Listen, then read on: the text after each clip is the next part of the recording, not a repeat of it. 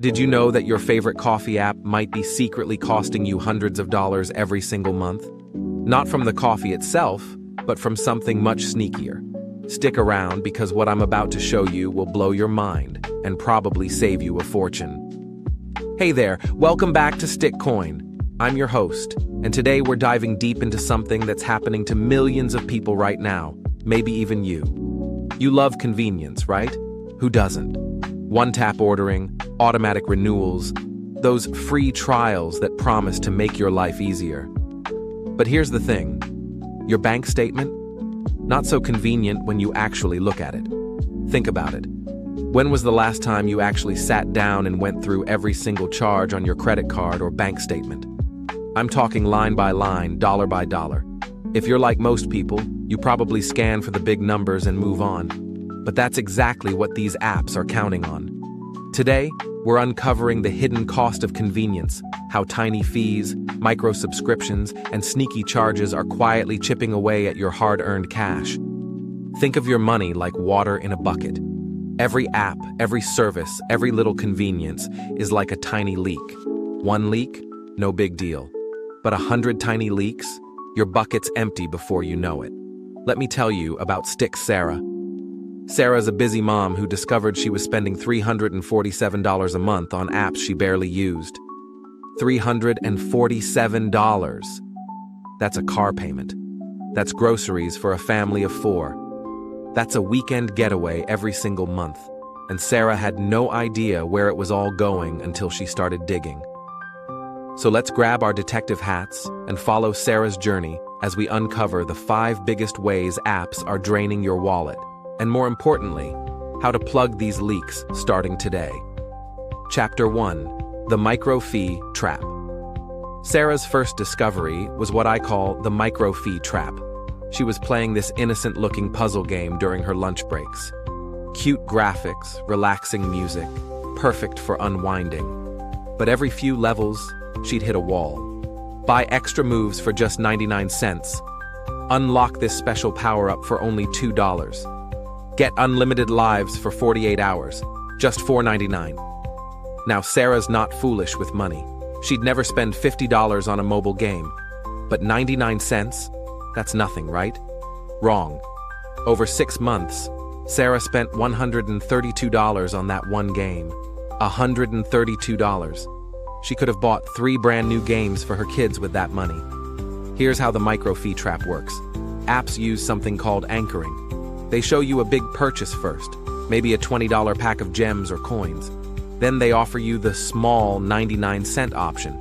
Your brain thinks, well, 99 cents is way better than $20, but you're not comparing it to the right thing.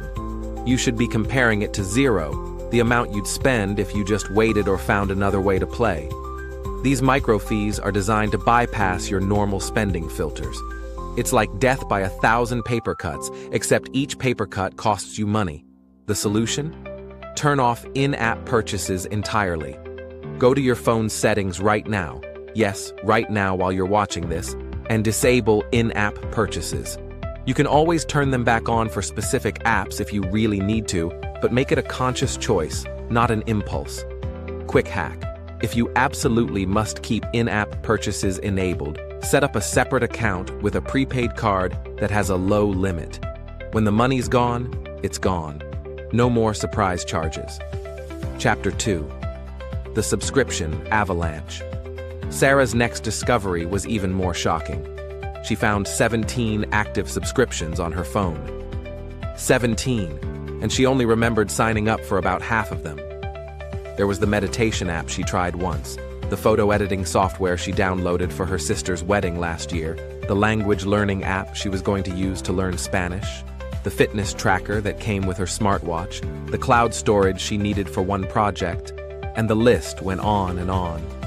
Each subscription seemed harmless on its own. $5 here, $10 there, $15 for the premium version. But they were adding up to over $160 every month. That's almost $2,000 a year going to services she wasn't even using. Here's the sneaky part about subscriptions. They're designed to be forgotten. Think about it from the app company's perspective. They'd rather have 100 people paying $5 a month and forgetting about it than 20 people actively using their service and paying $25. Forgotten subscribers are pure profit. The free trial is their favorite weapon. Try premium for free for 7 days. Sounds amazing. But here's what they don't tell you clearly. You need to cancel before day 7, not on day 7. Many trials actually charge you on day 6 or even day 5. And canceling isn't always easy. They'll ask you why you're leaving, offer you discounts, make you click through multiple screens, anything to keep you subscribed. Sarah found subscriptions she'd been paying for over 2 years without using. 2 years. That meditation app? She used it twice. The photo editor, once for her sister's wedding. The language app? She never even opened it after the first day. Here's your action plan. Create a subscription audit day. Pick one day every month, maybe the first Sunday, and review every subscription you have. Your phone settings can show you all your active subscriptions. For each one, ask yourself, did I use this service this month? Am I getting value equal to what I'm paying? If the answer is no, cancel it immediately. Pro tip, set a calendar reminder 2 days before every free trial ends. When you sign up for a trial, immediately put a reminder in your phone. This single habit could save you hundreds of dollars a year. Chapter 3. The Dynamic Pricing Surprise. Sarah's third shock came when she realized her ride-sharing app was charging her different prices for the same trips. She'd take the same route to work every day, but sometimes it cost $12, sometimes $18, sometimes $25. What was going on? Welcome to dynamic pricing, the invisible price manipulator. Apps now use artificial intelligence to figure out exactly how much you're willing to pay, and they charge you accordingly. They look at your previous purchases, your location, the time of day, your phone model, your app usage patterns, even your battery level. If your phone's battery is low, they know you're more likely to pay extra for a ride because you're probably in a hurry and can't wait around. Sarah discovered that her coffee app was doing the same thing. A latte that cost $4.50 in the morning would cost $5.20 during her afternoon break. Same coffee, same size, same location, but surge pricing was kicking in. She was paying extra for the convenience of ordering during busy hours. But here's the kicker. She never got a clear notification about these price changes. The apps would show the current price, but they wouldn't say, hey, this costs $2 more than usual, or wait 30 minutes and save $3. They wanted her to think these fluctuating prices were normal. The food delivery apps were the worst. Base price, delivery fee, service fee, tip, taxes, and oh, there's also a busy area fee and a small order fee. A $12 meal would somehow cost $23 delivered. Sarah started calling it the laziness tax, the premium you pay for not wanting to get in your car. Your defense against dynamic pricing? First, take screenshots of prices when you see them. If you're comparison shopping, you'll have a record of what different apps charge. Second, try using these apps at different times of day. Order your coffee during off-peak hours, or batch your errands to avoid multiple delivery fees. Third, set spending alerts on your phone. If an app tries to charge you more than usual, you'll get a notification. Remember, just because an app can charge you more doesn't mean you have to pay it. Sometimes the convenience isn't worth the premium. Chapter 4. The Convenience Fee Avalanche. Sarah's fourth discovery was about all those tiny convenience fees that pile up like snow in an avalanche. Processing fees, platform fees, convenience charges, booking fees. They have a million names, but they all do the same thing. They take your money for doing basically nothing. She found a concert ticket that cost $50, but by the time she checked out, it was $68. Convenience fee, processing fee, delivery fee for digital tickets that went straight to her phone. $18 in fees for a $50 ticket. That's a 36% markup just for the privilege of buying online. Her parking app charged a convenience fee for paying with a credit card. Her utility company charged a convenience fee for paying online instead of mailing a check. Her favorite restaurant charged a service fee for using their app instead of calling in her order. Everywhere she turned, there was another fee for another convenience. But here's the thing about convenience fees. They're often avoidable. That parking meter that charges $3 to pay with a card, it might still take quarters for $2.50. The utility company that charges $5 for online payments, they might still accept checks for free. The restaurant that charges a service fee for app orders, they might waive it if you call directly. Sarah started what she called fee detective work. Before paying any convenience fee, she'd ask, "Is there another way to do this that doesn't cost extra?" Sometimes the answer was no, and she'd pay the fee because her time was worth more than the money. But often, there was a free alternative that only took a few extra minutes. The key is making it a conscious choice. Don't just automatically pay convenience fees because they're there. Ask yourself, is this convenience worth the extra cost? Sometimes it is, sometimes it isn't. But make it a decision, not an automatic reflex. Quick hack: batch your errands and orders. Instead of making 3 separate food deliveries this week, make one larger order. Instead of paying 5 different bills with 5 different convenience fees, see if you can set them all to auto-pay from your bank account for free. Chapter 5. The data drain. Sarah's final discovery was the sneakiest of all: apps that were costing her money through her phone plan.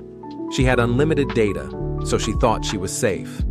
But unlimited doesn't always mean what you think it means. Her phone plan had unlimited data, but after 25 gigabytes, her speed would slow down to a crawl. To get high-speed data back, she'd have to pay extra. Her video streaming apps, her cloud backup, her social media, they were all gobbling up data in the background.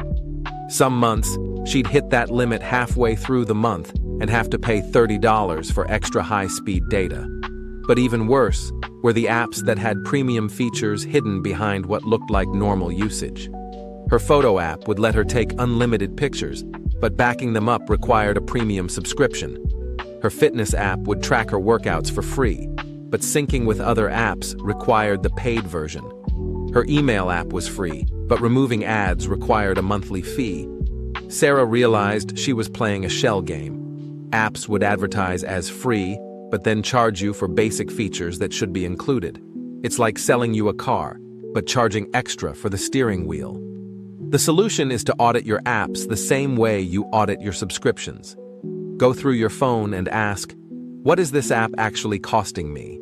Include the obvious costs like subscriptions, but also the hidden costs like data usage, battery drain that makes you need to charge more often, and time spent watching ads. For each app, calculate the total cost of ownership. That free social media app might be costing you $20 a month in data overages and another $10 in battery wear. Suddenly, that $15 premium version starts looking like a bargain. Set your apps to only update and sync on Wi-Fi. Turn off background refresh for apps you don't need constantly updated. Use Wi-Fi whenever possible instead of cellular data. These small changes can save you hundreds of dollars a year in data charges and device wear. Your action plan: plugging the leaks. So here's what Sarah did, and what you can do starting today. She called it Operation Leak Plug, and it saved her over $3,000 in the first year. First, she did the subscription audit. Every Sunday morning with her coffee, she'd review her subscriptions, cancel what she didn't use, downgrade what she overused, and set reminders for the trials she wanted to keep. Second, she turned off in-app purchases and set up spending alerts. No more impulse buys, no more surprise charges. If she wanted to buy something in an app, she had to consciously turn purchases back on. Third, she started comparison shopping for convenience. Before paying any fee, she'd ask, "Is there a free way to do this?" Sometimes the answer was no, and that was fine. But often, there was a free alternative that only took a few extra minutes. Fourth, she batched her digital errands. Instead of 5 separate orders, 1 larger order. Instead of individual bill payments, automatic bank transfers. Instead of constant app updates, 1 weekly update session on Wi-Fi. And finally, she started treating her phone like a financial tool, not a toy. Every app got evaluated on its return on investment. If an app wasn't making her life significantly better or saving her money, it got deleted. The result? Sarah plugged her money leaks and found an extra $300 a month. That's $3,600 a year. She used that money to start an emergency fund, take a vacation with her family, and even invest in her future. Remember, convenience isn't free. It's a service you're paying for. Sometimes it's worth it, sometimes it isn't. The key is making that choice consciously instead of letting apps make it for you. Your mission, should you choose to accept it, is to become a leak detective. Find where your money is dripping away and plug those holes. It's like finding hidden treasure in your own pocket. If this video opened your eyes to the hidden costs of convenience, hit that like button and share it with a friend who loves their apps a little too much. We're all in this together, and together we can plug these leaks and build real wealth. And remember, every dollar you save from app fees is a dollar you can invest in your future. That's the stick coin way. Catch the leaks, grow your wealth, one doodle at a time. Thanks for watching, and I'll see you in the next video where we'll explore how to turn your phone from a money-draining device into a money-making machine. Until then, keep those coins sticky.